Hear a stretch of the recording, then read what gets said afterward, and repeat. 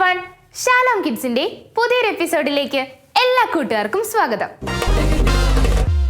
നമ്മൾ കുഞ്ഞു കുഞ്ഞു തെറ്റുകൾ ചെയ്യുമ്പോൾ മാതാപിതാക്കൾ നമ്മെ ശിക്ഷിക്കാറില്ലേ? അതൊക്കെ നമ്മളോട് ഇഷ്ടക്കുറവുണ്ടായിട്ടാ? ഒരിക്കലും അല്ല. നമ്മുടെ കുഞ്ഞു കുഞ്ഞു തെറ്റുകൾ തിരുത്തി ദൈവത്തിന് പ്രിയമുള്ള മക്കളായി തീർക്കാനാണ്. നിങ്ങൾ കേട്ടിട്ടില്ലേ ഒരു പഴഞ്ചൊല്ല്, ചൊട്ടയിലെ ശീലം ചുടല വരെ? ഇതുമായി ബന്ധപ്പെട്ട ഒരു കഥയുമായിട്ടാണ് ഇന്ന് സുനിത സിസ്റ്റർ വന്നിരിക്കുന്നത്. പോകാം തേൻമൊഴികളിലേക്ക്.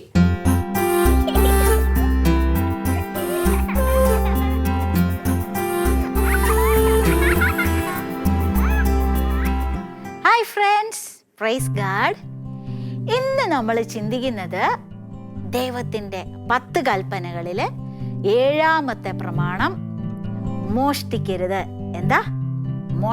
മോഷണത്തെ പറ്റിയാണ് നമ്മളിന്ന് സംസാരിക്കുന്നത്. അപ്പൊ ആദ്യം സിസ്റ്റർ ഒരു കുഞ്ഞു കഥ പറയാം. കഥ ഇഷ്ടമല്ലേ മക്കൾക്ക്? കഥ ഇഷ്ടമാണെന്ന് സിസ്റ്ററിന് അറിയാം. അപ്പൊ ഒരു കുഞ്ഞു കഥ പറഞ്ഞുതരാം. ഓക്കെ?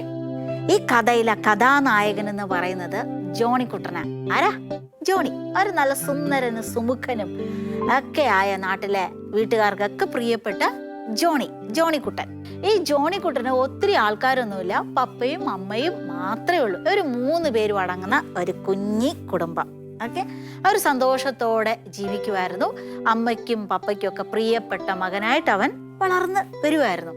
പക്ഷെ ഉണ്ടല്ലോ, ഒരു ദിവസം അവൻ്റെ പപ്പ ജോലിക്ക് പോയിട്ട് മടങ്ങി ബൈക്കിൽ വരുമ്പോൾ ദൂരേന്ന് ഒരു വലിയ ലോറി ഒക്കെ, ഒരു തമിഴ്നാട്ടിൽ നിന്ന് പറയുന്ന ഒരു വലിയ റോഡ് ഇങ്ങനെ ഇടിച്ച് വന്ന് ബ്രേക്ക് ഇല്ലാതെ വന്ന് ഈ പാവം ജോണിക്കുട്ടൻ്റെ പപ്പയുടെ ബൈക്കിൽ ഇടിച്ച് പപ്പ മറിഞ്ഞു വീഴുന്നു. ആ സ്പോട്ടിൽ വെച്ച് പപ്പ മരിച്ചുപോയി. പാവല്ലേ? ജോണിക്കുട്ടന് ഭയങ്കര വിഷമായി. അമ്മയ്ക്ക് അതിനേക്കാൾ ഉപരി വിഷമായി. അവരൊത്തിരി കരഞ്ഞു, സങ്കടപ്പെട്ടു. പക്ഷെ നഷ്ടപ്പെട്ടു പോയി. ഇനി നമുക്ക് തിരിച്ചെടുക്കാൻ പറ്റില്ല. പക്ഷെ കാലം കഴിഞ്ഞപ്പോൾ 1 മാസം, 2 മാസം, 3 മാസം ഒക്കെ ആയപ്പോൾ അവർ ഓക്കെ ആയി. ഒക്കെ ജീവിക്കാൻ തയ്യാറായി. പക്ഷേ ഉണ്ടല്ലോ, സമ്പത്തില്ല. അവൻ്റെ പപ്പയല്ലേ അധ്വാനിക്കാൻ പോകുന്നേ. വൈകുന്നേരം രാവിലെ പോയി വൈകുന്നേരം കാശൊക്കെ ആയിട്ട് മടങ്ങി വരും. ഇപ്പം പപ്പയില്ല, അധ്വാനിക്കാൻ ആളില്ല. അങ്ങനെ വിഷമിച്ചിരിക്കുമ്പോൾ അമ്മ ജോണിക്കുട്ടനോട് പറയും, എൻ്റെ മോനെ, നമുക്ക് ഇങ്ങനെ പോയാൽ നമ്മളെങ്ങനെ പട്ടിണി കിടന്ന് മരിക്കും. അതുകൊണ്ട് അമ്മ ഇനി ജോലിക്ക് പോവാം. ഓക്കെ? അമ്മ ഇനി നമ്മുടെ വീടിൻ്റെ അടുത്ത് കുറച്ച് ഫ്ലാറ്റുകളുണ്ടല്ലോ, വലിയ വലിയ കെട്ടിടങ്ങൾ. അപ്പം അവിടെ പോയി അവിടുത്തെ ചേച്ചിമാരോടും ചേട്ടന്മാരോടും ചോദിക്കാം, വല്ല ജോലി തരുമോ? ഞാൻ നിങ്ങളുടെ വീട്ടിലെ പാത്രം കഴുകി തരാം, മുറ്റം അടിക്കാം, വീട്ടിലെ ജോലികളെല്ലാം ചെയ്തു തരാം, ഭക്ഷണമൊക്കെ പാചകം ചെയ്തു തരാം. എനിക്ക് കുറച്ച് കാശ് വേണം. എൻ്റെ ഉണ്ണിക്കുട്ടനായ ജോണിക്കുട്ടനെ വളർത്തണം. അതുകൊണ്ട് ഒന്ന് സഹായിക്കാവോ? അങ്ങനെ പോയി ഞാൻ ചോദിക്കാം. അപ്പം ജോണി പറഞ്ഞു, യെസ് അമ്മേ, എന്നാ ഓക്കെ. അങ്ങനെ ഈ അമ്മ ജോലി അന്വേഷിച്ച് നടന്നു. ഭാഗ്യവശാൽ അമ്മയ്ക്ക് തൊട്ടടുത്ത ഫ്ലാറ്റിൽ 5 വീടുകളെടുത്ത്, ഓക്കെ, 5 വീട്ടുകാരെ വീട്ടിൽ പോയി അമ്മ ഇതുപോലെ കുഞ്ഞു കുഞ്ഞു ജോലികളൊക്കെ സഹായിച്ചു കൊടുത്ത് അമ്മയ്ക്ക് കാശ് കിട്ടി. ഓക്കെ? ഈ കാശ് കിട്ടി അവർ നല്ല ഭക്ഷണമൊക്കെ വാങ്ങി കഴിക്കാൻ തുടങ്ങി. അപ്പോൾ കുറച്ചുകൂടി കഴിഞ്ഞപ്പോൾ തന്നെ ജോണി വലുതായി തുടങ്ങി. അവനെ സ്കൂളിൽ വിടുമ്പോൾ വെറുതെ കൊണ്ടുപോയി നമുക്ക് ചേർക്കാൻ പറ്റില്ല. അഡ്മിഷൻ ഫീസ് വേണം. പിന്നെ എന്തൊക്കെ വേണം പറഞ്ഞേ? കുട വേണം, ബാഗ് വേണം, പിന്നെയോ നല്ല ബുക്ക് വേണം, പെൻസിൽ വേണം, ഷാർപ്നർ വേണം. അങ്ങനെ എന്തൊക്കെ കാര്യങ്ങളുണ്ട്. അപ്പം എല്ലാത്തിനും നമുക്ക് കാശ് വേണം. അപ്പോൾ ഈ അമ്മ ഉള്ള കാശൊക്കെ മാനേജ് ചെയ്ത് അഡ്മിഷൻ ഫീസൊക്കെ കൊടുത്ത് അവനെ സ്കൂളിൽ ചേർത്ത് അവൻ പഠിക്കാൻ തുടങ്ങി. പക്ഷെ ജോണിക്കുട്ടൻ പോയപ്പോൾ അവൻ്റെ വലതുവശത്ത് നോക്കിയപ്പോൾ എല്ലാവരും പുത്തൻ ബാഗ്, പുത്തൻ പെൻസില്, എല്ലാം പുത്തനാ. ഇടതോട് നോക്കിയപ്പോൾ നല്ല ഷൈനിങ് പെൻസിലൊക്കെയാണ് കൊണ്ടുവന്നിരിക്കുന്നത്. 1 അല്ല 2 അല്ല 3 അല്ല അങ്ങനെയൊക്കെ. അവൻ വലതും ഇടതും മുന്നിലും പിന്നിലും ഒക്കെ നോക്കിയപ്പം കൂട്ടുകാരൊക്കെ നല്ല ടിപ്പായിട്ടാണ് വന്നിരിക്കണേ. എല്ലാം പുത്ത സാധനം. ഇവനാണെങ്കിൽ ഇച്ചിരി ഉപയോഗിച്ചതും പഴയതും ഒക്കെ സാധനങ്ങളാണ്. അങ്ങനെ ഇവൻ എന്നാ ചെയ്തു? ഇവൻ എപ്പോഴും ഇങ്ങനെ ആഗ്രഹിച്ച് ഇങ്ങനെ കൊതിവിടുന്ന കണ്ടിട്ടുണ്ടോ? ഇങ്ങനെ നമ്മൾ ചില കാര്യങ്ങളൊക്കെ ഇങ്ങനെ കൊതിവിടത്തില്ലേ? നമ്മളിങ്ങനെ ആഗ്രഹിക്കും, പക്ഷെ നമുക്ക് കിട്ടിയില്ലെങ്കിൽ നമ്മളെ വെള്ളം ഇറക്കും. അതുപോലെ ഈ ജോണിക്കുട്ടൻ ഇങ്ങനെ ആഗ്രഹിച്ചു, പക്ഷെ കിട്ടിയില്ല. പക്ഷെ ഇവനൊരു വഴി കണ്ടുപിടിച്ചു. എന്താണെന്ന് അറിയാവോ? എല്ലാ കൂട്ടുകാരൊക്കെ മണിയടിക്കുമ്പോൾ പുറത്ത് ബെല്ലടിക്കുമ്പോൾ അവർ ബാത്റൂമിൽ പോകാനും ഒന്ന് ഫ്രഷ് ആകാൻ വേണ്ടി പുറത്തിറങ്ങും. ആ സമയത്ത് ഈ ജോണിക്കുട്ടൻ വലതുവശത്തിരുന്ന കുട്ടിയുടെ ബാഗ് തുറന്ന് പേഴ്സ് എടുത്ത്, ജോമെട്രി ബോക്സ് എടുത്ത് അതിൽ നിന്ന് ഒരു പെൻസിൽ അടിച്ചു മാറ്റി. ഒത്തിരി എടുത്തില്ല, ഒരു പെൻസിലേ അടിച്ചു മാറ്റിയുള്ളൂ. ഈ പെൻസിലും കൊണ്ട് അവൻ വീട്ടിൽ പോയി അവൻ്റെ ഹൃദയം ഭയങ്കര ഇടിക്കുമായിരുന്നു. കാരണം അമ്മ കണ്ടെത്തിയ അടി തരും, നുള്ളിത്തരും, ചിലപ്പോൾ അടിച്ച് സ്കൂളിൽ പറഞ്ഞു വിടും. അതുകൊണ്ട് അവൻ പേടിച്ചാ വന്നേ. പക്ഷേ ഉണ്ടല്ലോ, അമ്മ കണ്ടിട്ട് അമ്മ പറഞ്ഞ, ആ മോനെ ഇത് നിന്റെ പെൻസിലല്ലല്ലോ, നാളെ സ്കൂളിൽ കൊണ്ടുപോയി കൊടുത്തേക്കണം കേട്ടോ, ഇത്രേ പറഞ്ഞോളൂ. അപ്പോൾ അവൻ ആശ്വാസമായി. ആ അമ്മ വഴക്ക് പറഞ്ഞില്ല, അമ്മ ഒന്നും പറഞ്ഞില്ല. അപ്പോൾ എന്നാ ചെയ്തു, എവൻ അടുത്ത ദിവസം പോയി വേറെ ഒരു കട്ടർ, അറിയാലോ നിങ്ങൾക്ക് പെൻസിലൊക്കെ ഇങ്ങനെ കട്ട് ചെയ്യുന്ന സാധനം, ആ കട്ടർ അടിച്ചു മാറ്റി. അമ്മ നോക്കിയിട്ട് അമ്മ ശ്രദ്ധിച്ചൊന്നും പറഞ്ഞില്ല. 4-ാം ദിവസമായപ്പോൾ അവൻ എന്താ വെച്ചോ, അടുത്ത ഇടതിരിക്കണ ചെക്കൻ്റെ ടിഫിൻ ബോക്സ്, അറിയാലോ ഉച്ചയ്ക്ക് കൊണ്ടുപോകണേ സാധനം, നമ്മൾ അത് തുറന്ന് കുറച്ച് ഭക്ഷണം അടിച്ചു മാറ്റി കഴിച്ചു. ഇങ്ങനെ ക്രമേണ കുഞ്ഞ് കള്ളത്തരങ്ങളൊക്കെ ചെയ്യാൻ തുടങ്ങി. ആദ്യമൊക്കെ അമ്മ നോക്കും, കൊടുക്കണം എന്നൊക്കെ പറയും, നല്ല മയത്തിൽ പറയും. അമ്മ വഴക്കൊന്നും കൊടുത്തില്ല, അടി കൊടുത്തില്ല. ഇത് അവനൊരു ശീലമായി. അങ്ങനെ ക്രമേണയവും വലുതായി. 1-ാം ക്ലാസ് കഴിഞ്ഞു, 2, 3, 4, 5, 6, 7, 8, 9, 10. 10-ാം ക്ലാസ്സിലായപ്പോൾ അവൻ കുറച്ച് തടിയൊക്കെ വന്നു, കുറച്ച് മീശയൊക്കെ വന്നു, നല്ല മിടുമിടുക്കനായിട്ട് മാറി. പക്ഷെ എന്നാ ചെയ്യാം, കള്ളത്തരത്തിന് ഉസ്താദായി മാറി. ഏത് മോഷണവും മറ്റുള്ളവരറിയാതെ മോഷ്ടിക്കാനുള്ള സ്ട്രാറ്റജിയൊക്കെ അവൻ പഠിച്ചു. അങ്ങനെ അവൻ വലുതായപ്പോൾ ഈ ബുക്കും പുസ്തകവും പേനയും റബ്ബറും ഒന്നുമല്ല, അവൻ ടീച്ചേഴ്സിൻ്റെ ബാഗ് തുറന്ന് കാശടിച്ച് മാറ്റുക, ഇതുപോലെ വലിയ കള്ളത്തരങ്ങളൊക്കെ ചെയ്യാൻ തുടങ്ങി.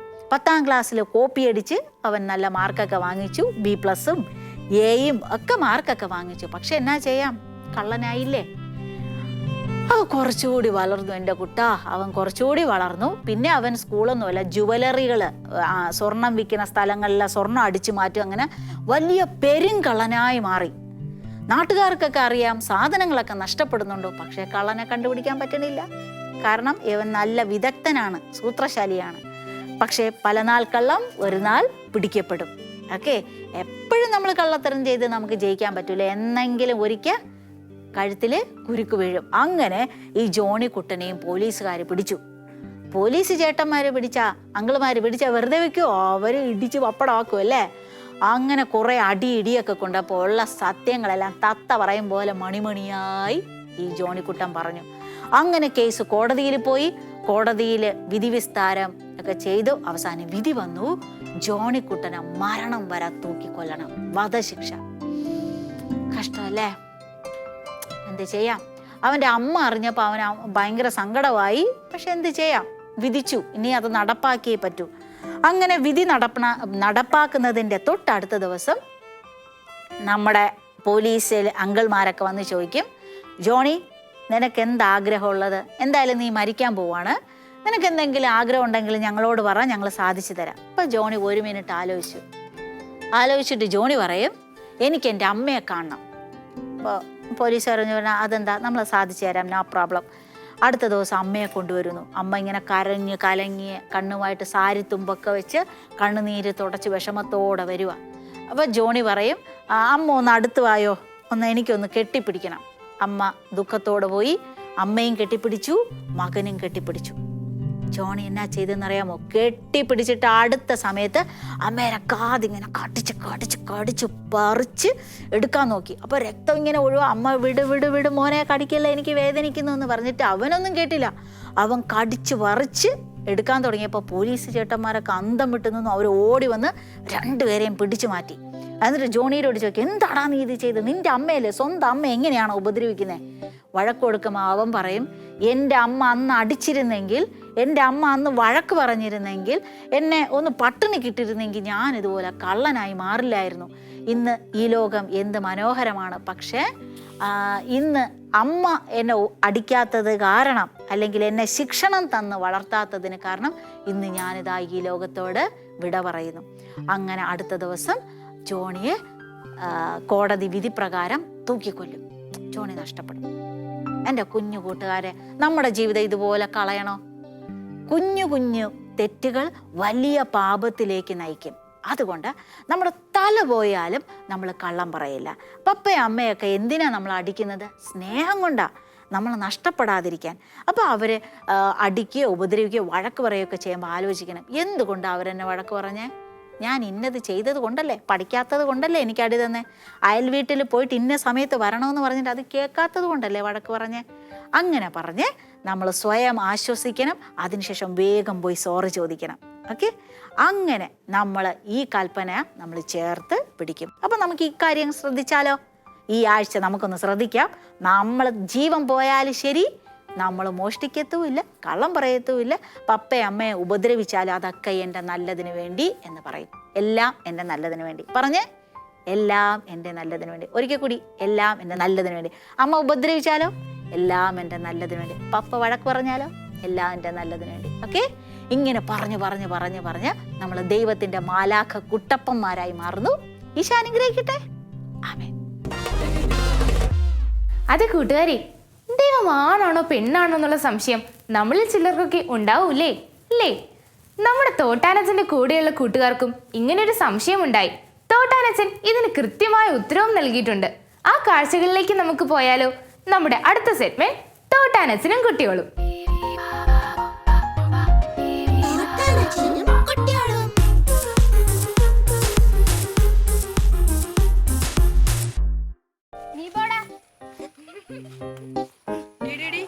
പതുക്കെ പറഞ്ഞാ മതിട്ടാ. ഈ പെണ്ണാട്ടാ, ആണുങ്ങളോട് കളിക്കാൻ വരില്ലേ?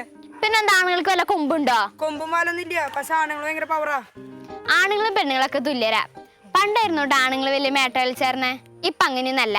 ലോകത്തിലെ ഏറ്റവും വലിയ മഹാന്മാര് പോലും ആണുങ്ങളല്ലോ, ദൈവം പോലും ആണല്ലോ. ഓ പിന്നെ, അങ്ങനെയുള്ള ബൈബിളിൽ എഴുതി വെച്ചിട്ടുണ്ടോ? നമുക്ക് തോട്ടാനച്ചനോട് ചോദിക്കാം.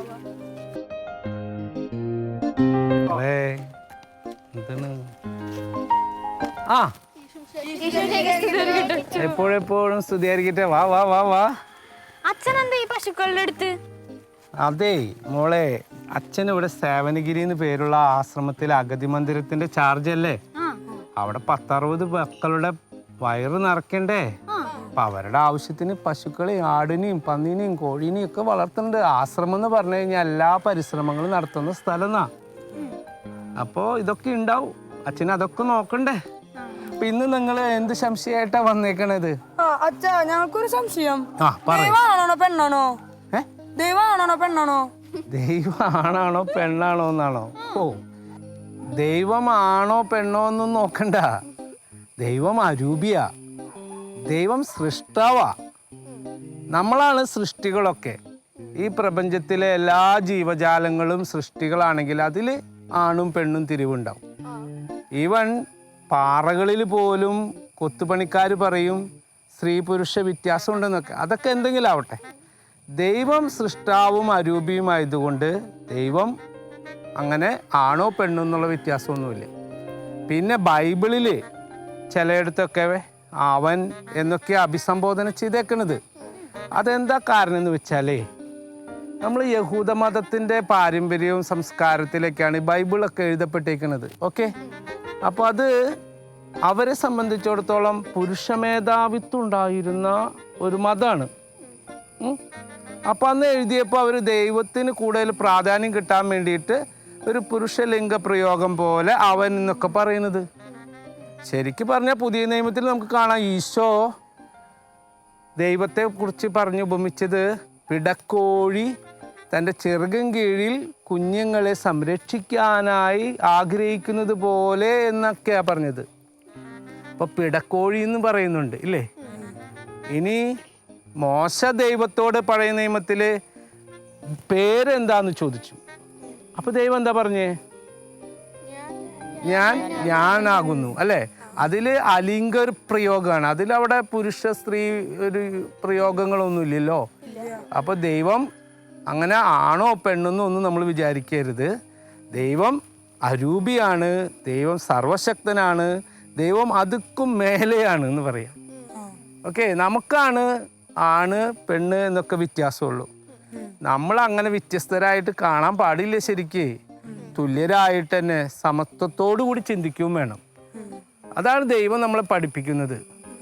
ഓക്കെ, അപ്പോൾ ദൈവത്തിൻ്റെ ആ വലിയ അപ്രമാദിത്വം, ആ ദൈവത്തിൻ്റെ വലിയ ശക്തി, അത് നമ്മൾ അംഗീകരിക്കുക. അല്ലാണ്ട് ദൈവത്തെ നമ്മളെപ്പോലെ ആക്കിയെടുക്കണ രീതിയിൽ ചിന്തിക്കേണ്ട.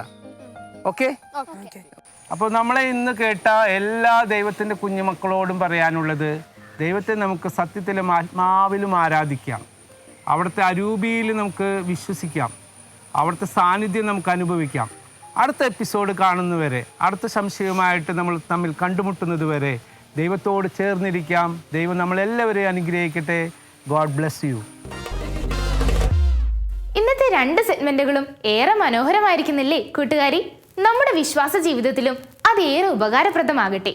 ഇനി നമുക്ക് നമ്മുടെ യേശുവിനെ പാടി സ്തുതിക്കാം. യേശുനാഥൻ മാത്രം രക്ഷകനായി ഈ മണ്ണിൽ.